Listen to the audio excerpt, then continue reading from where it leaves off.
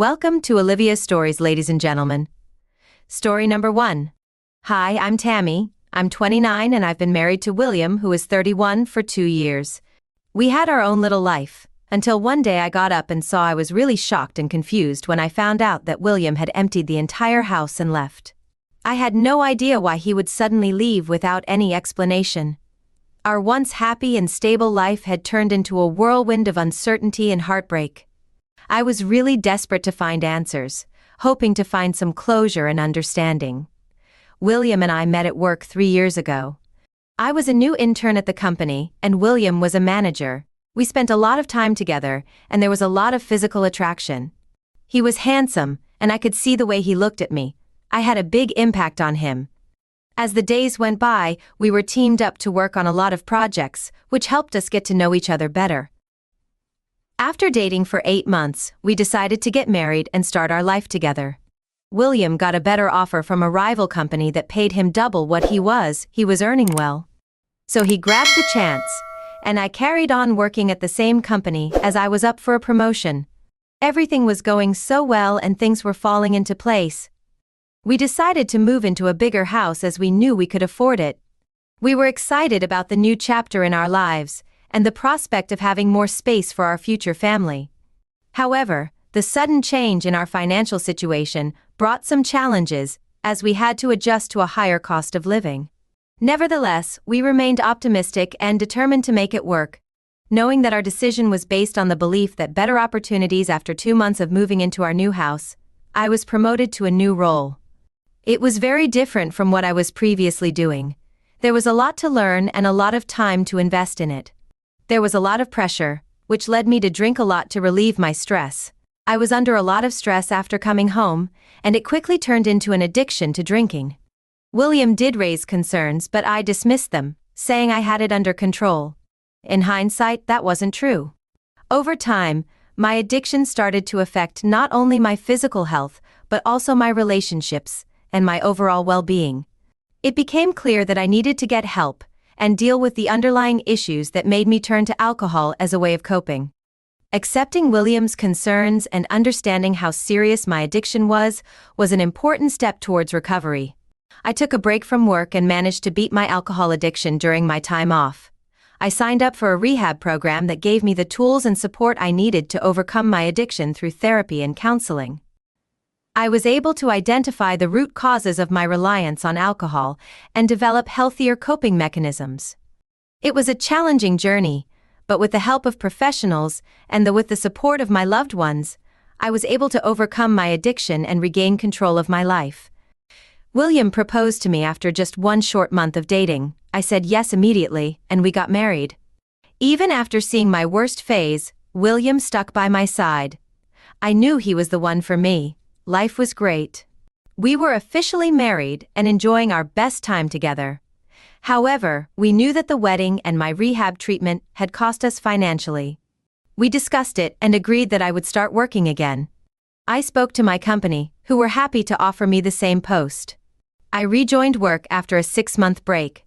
After a 6-month break, I was moved to a new project that was being led by Dave. I'd heard about this guy from William, who wasn't a fan of his. William had worked with him and warned me that he was a horrible boss. He said he was cunning and manipulative. He asked me to be careful around him. William's negative opinion. I decided to keep an open mind and form my own judgment about Dave. I believe that everyone deserves a fair chance. Perhaps William's experience was different from what mine would be. It was the first day when we were UC to our new project manager. He was in his 40s but looked fit and younger than his age. It was good to see him strategize and come up with ideas on how to finish the project on time. I was impressed by his knowledge and preparation from day one. The other women in the team were attracted to him from the start. Dave was more than just physically attractive. He had a charismatic personality that drew people towards him. This was evident in the way he motivated the team and created a positive work environment despite the initial. I soon realized that he was a valuable addition to the team. Dave was great at motivating the team and creating a positive work environment, which helped to keep everyone focused and productive. His charismatic personality brought people together and helped to resolve conflicts and maintain a harmonious atmosphere. He made a valuable contribution to the project. We were able to manage our time effectively and complete the project on schedule. Things were getting pretty crazy at work, so I had to spend extra hours after my regular shift to compensate for one of some workers decided to take maternity leave right in the middle of a crisis. I didn't get a chance to meet William or sit with him for a decent conversation. William commented sarcastically that at least I wasn't drowning myself in alcohol, so he was happy to see me busy with work. I chuckled at William's sarcastic comment. I told him I was going to handle the workload professionally despite the chaos.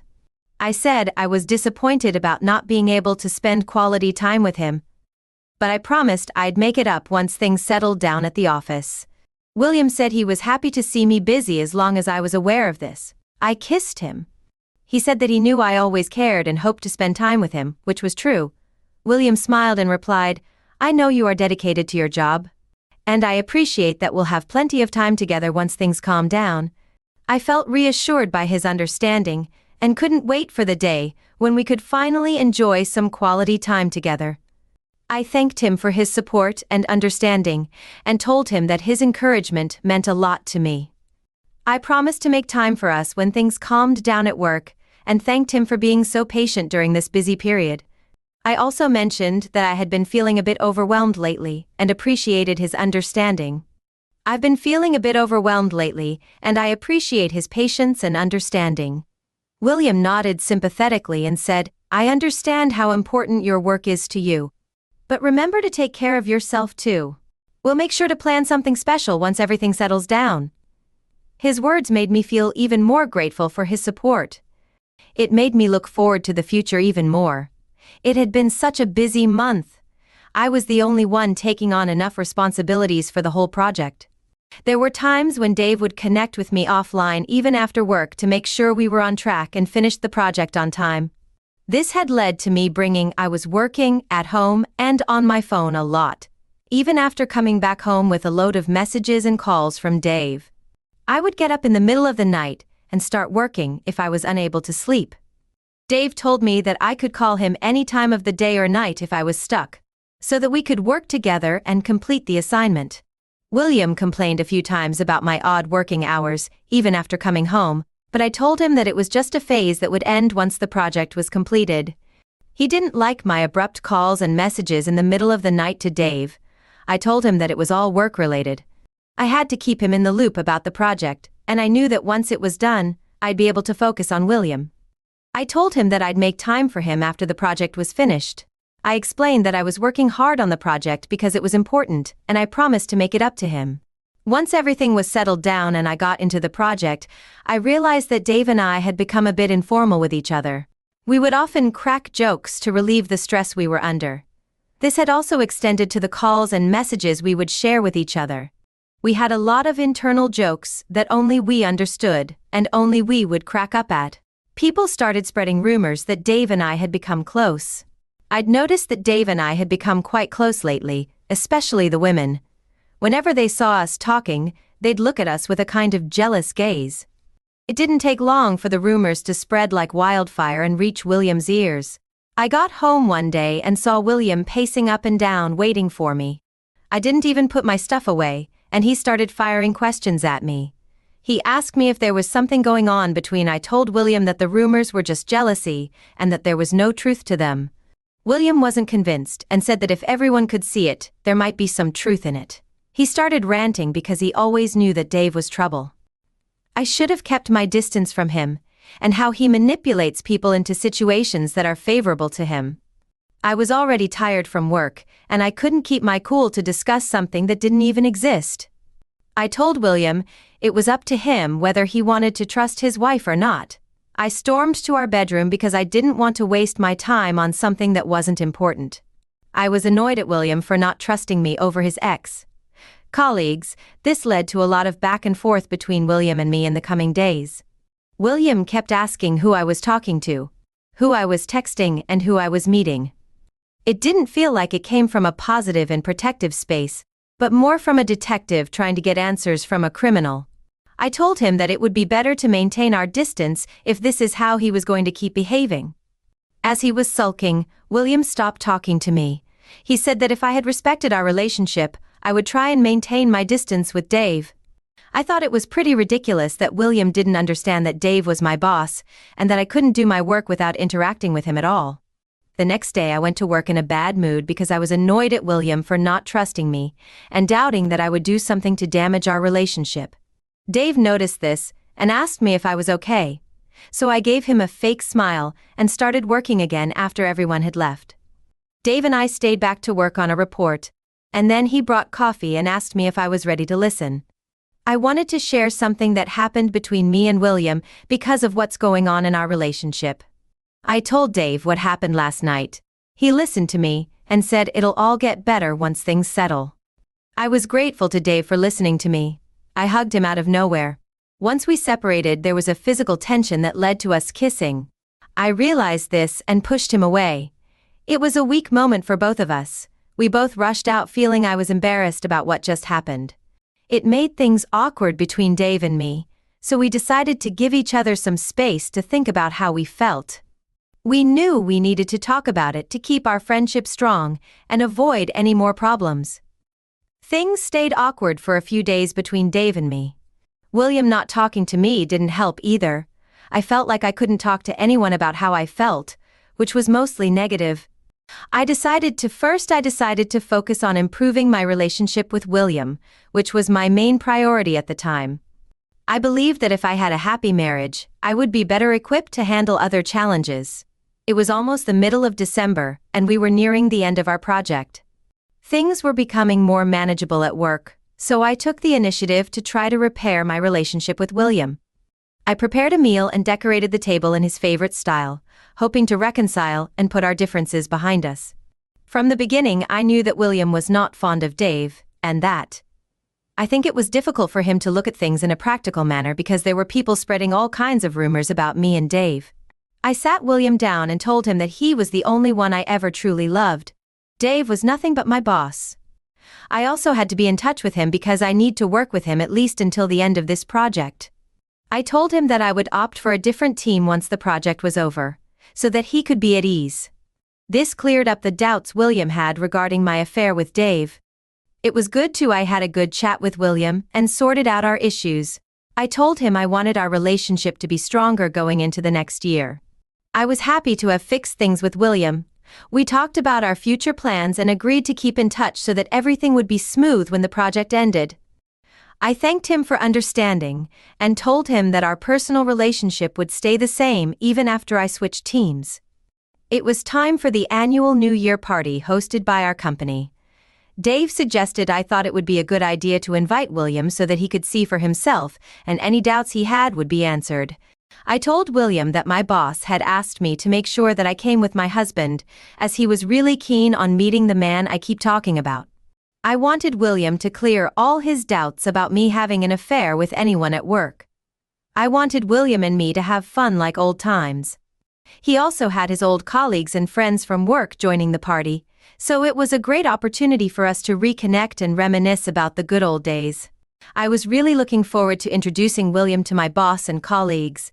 I knew they would see how happy we were together and put any rumors or doubts to rest. It was important for me to reassure William of our strong bond and enjoy the evening without any unnecessary worries.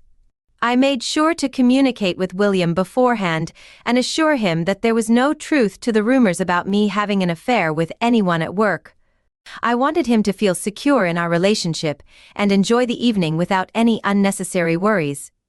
Additionally, I knew that introducing William to my boss and colleagues would further strengthen our bond and showcase our happiness together. As the night progressed, drinks started coming in, and I was actually touching alcohol after a long time. The taste of alcohol felt heavenly. I was sure that I could control my drinks and not get into the addiction phase. I was sitting between Dave and William. William kept reminding me about the number of drinks I had gulped down, which was a bit of a buzzkill. It was New Year's, and I wanted to enjoy myself without the nagging in the background. I know he was trying to save me from I was getting back to my addiction. But at that moment, I was so wasted that I had no sense of right or wrong. I just knew that William was kind of ruining the party, so I turned towards Dave and started talking to him. We were both really drunk and lost all sense of right and wrong. I remembered that night when I kissed Dave by accident. We put it behind us and tried to move forward. I don't remember anything after that. I woke up the next day and saw that most of the stuff was missing. It was difficult to register that it was actually our house. Almost everything was missing, and for a moment I thought that we had been robbed while we slept. I had a pounding hangover and tried to look for William. I walked through the house and noticed that not only William but also everything except the bed was missing. I tried calling William but the phone was switched off. I quickly went and splashed some water on my face and tried to sober up. I saw that there was a note from William that said, "Congratulations on a new year with new beginnings and new people." I was really shaken up. I couldn't decide if this was a prank or if it was really happening. My mind was racing with confusion and disbelief as I read the note over and over. Thoughts of abandonment flooded my mind, making it hard to distinguish reality from fiction. I desperately searched for any clues or explanations, hoping to find some semblance of understanding in this bewildering situation. My heart sank as I realized that William's note meant he had left me without any warning or explanation. Questions swirled in my mind, wondering why he would choose to start this so. The new year started with William leaving me without any warning or explanation. I felt a deep sense of uncertainty and sadness, and I really wanted to understand what happened. I tried to think back to what might have caused William to act like this. I remembered that we'd started drinking shots, and Dave and I had a competition to see who could drink more. I remember until the 5th shot, and then it was all a bit of a blur. I thought about whether I should call Dave and ask him about what happened last night. Maybe he'd remember what led to my life changing overnight. But then I thought, maybe I was just overreacting. This was all a prank from William to make the new year interesting. I decided not to panic and wait until the evening to see how things unfold, and then try to take some steps as the day went on. I had some blurry memories from the day, but they were too fragmented to make sense of. I couldn't shake off the feeling that something significant had occurred, and I couldn't help but wonder if it had something to do with William. However, I knew that jumping to conclusions without concrete evidence would only add unnecessary stress. I decided to remain calm and patient.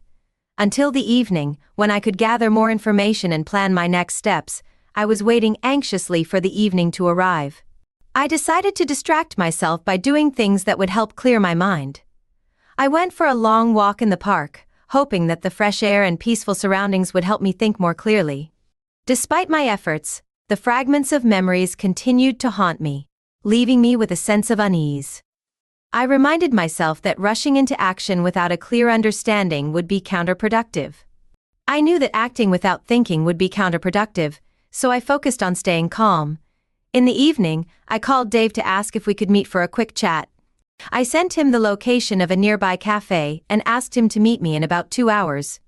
When I got to the cafe, I ordered a coffee to sober up a little more, and also in the hope that I would remember something important that could help me track where William was. Dave came in and tried to hug me, which was definitely weird. I gave him an awkward smile and sat down. He told me he loved the party and it was his best formal party ever.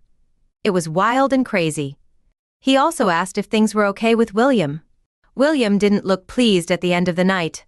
That was it. I asked him to tell me exactly what happened as I had no recollection of it. Dave hesitated and then began recounting the events of the previous night in detail. According to him, we were in a shots competition and William was trying to stop me from drinking more. I kept pushing him away and told him that it was a night to enjoy and celebrate. I vaguely remembered this.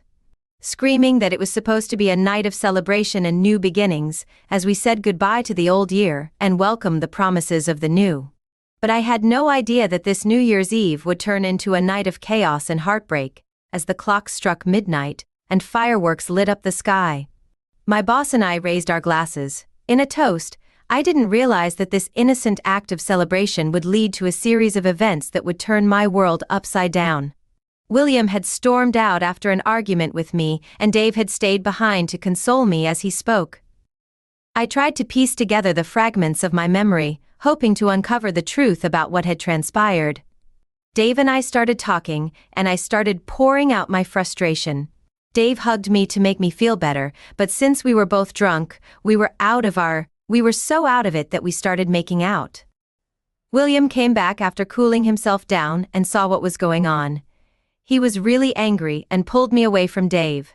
He then took me out of the club and waited for a taxi. Dave said that this is all he saw, and he figured we probably went home. I sat there in silence for a while trying to piece everything together and see if I could remember anything. After listening to all of this, Dave asked me if everything was okay between William and me. I lied to him and said that it was. Things weren't that bad, and William asked me to figure out what happened, which is why I asked him to meet up to clear my head. Dave looked at me skeptically, sensing that I was holding something back. He encouraged me to open up and assured me that he was there to support me, no matter what. Reluctantly, I decided to confide in him about the confusing and troubling situation with William, hoping that sharing my thoughts would bring some clarity to the chaos in my mind. As I poured out my feelings to Dave, he listened. He was really supportive, offering words of comfort and understanding. He reassured me that it was normal to feel overwhelmed, and that seeking guidance was a sign of strength. I was really grateful for his support. I began to feel a glimmer of hope that, with Dave's help, I could navigate the complexities of my relationship with William. When I think back to that night, I can't help but think about how the lines between my personal and professional life became so muddled. It all started with a few drinks at a work. It was a New Year's Eve party, but it quickly got out of hand. My boss and I had been drinking, and suddenly, all sense of professional decorum seemed to disappear. So now I'm left with an empty house and just a mattress. It's been 2 days with no sign of William or any idea of where he is. I'm writing this in hopes of, I'd be really grateful if anyone who's been in a similar situation could give me some advice. I'm not sure what I should do in my current situation. Should I file a missing person report? Is there something else going on? I'm feeling overwhelmed and unsure about how to proceed. Any advice or support would be greatly appreciated. Update 1. Thanks for all your comments and advice. From your advice, it was clear that William wanted to make himself distant from me to solve this on his own, so I decided to respect his wishes and give him the space he needed.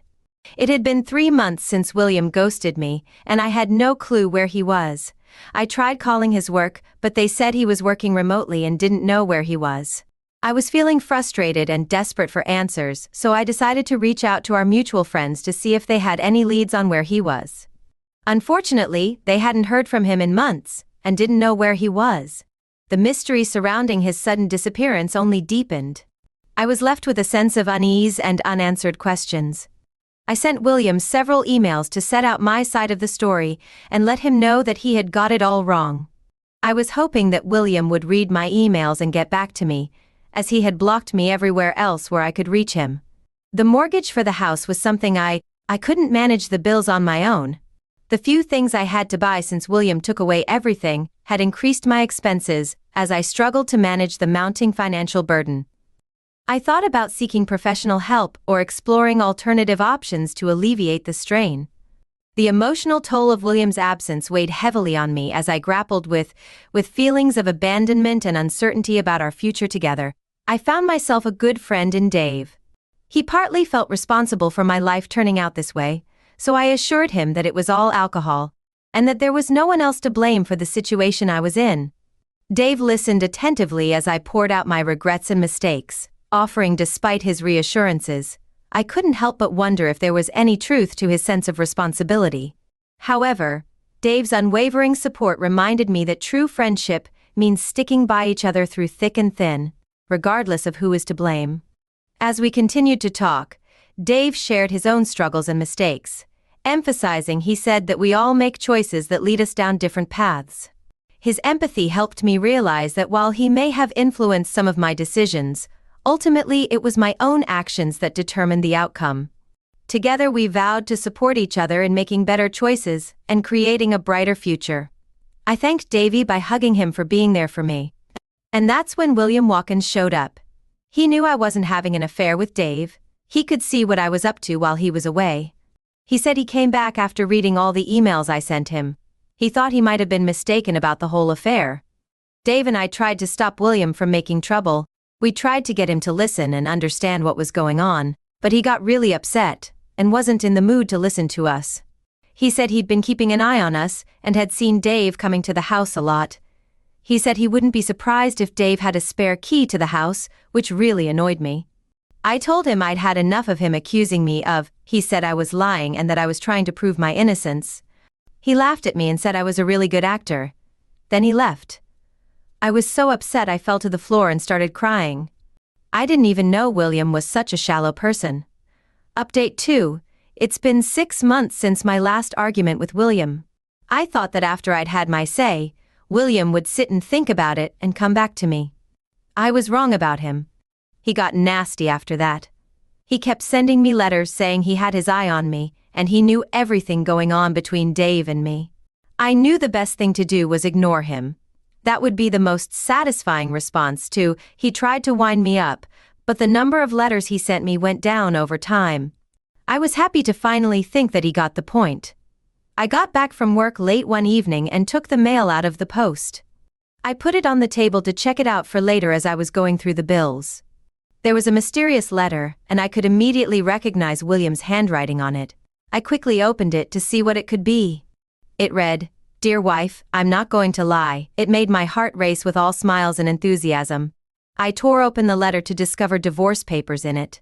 My hands trembled as I read the words. My mind struggled to comprehend what I was seeing. The shock of the situation left me speechless. My heart sank with each passing second. As I read the letter, I felt a rush of emotions, anger, confusion, and sadness. I was trying to process the sudden turn of events. My mind was flooded with questions. What had gone wrong in our marriage? Why had William chosen this path? I knew that our lives were about to change drastically. I tried to find an address on the letter to get an idea of where William had disappeared. Maybe if only we could sit down and talk, I'm sure we could work things out. I still wanted to try and save our marriage, even after everything William had put me through. I never meant for things to end up like this, but I'm now painfully aware of the impact that New Year's Eve had on my personal life.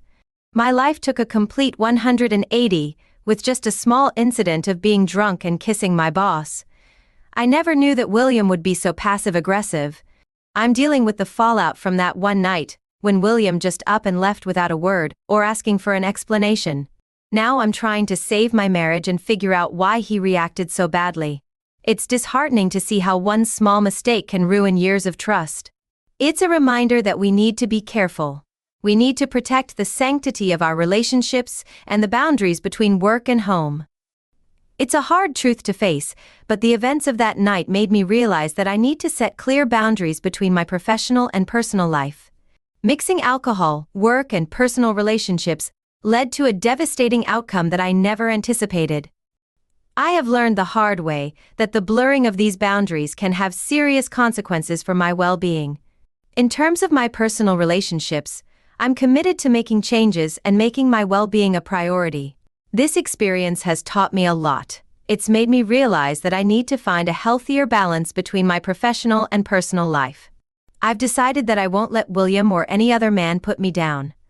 I made a few mistakes, but that doesn't make me a bad person or mean that I cheated on my husband.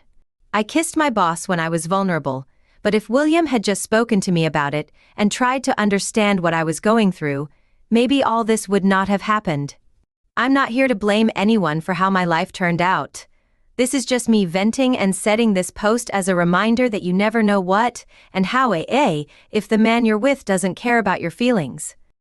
It's time to walk away. This relationship isn't worth your time. He'd never try to see things from your perspective. I'm not saying all men are like this, but this one is clearly not worth your energy. I'm not here to criticize all men. In my opinion, this is one of the biggest red flags to look out for. I'm still hopeful and positive that I can lead a happy and wonderful life without being dependent on anyone else for my own happiness. This is the lesson I'm going to take away from this roller coaster of a year.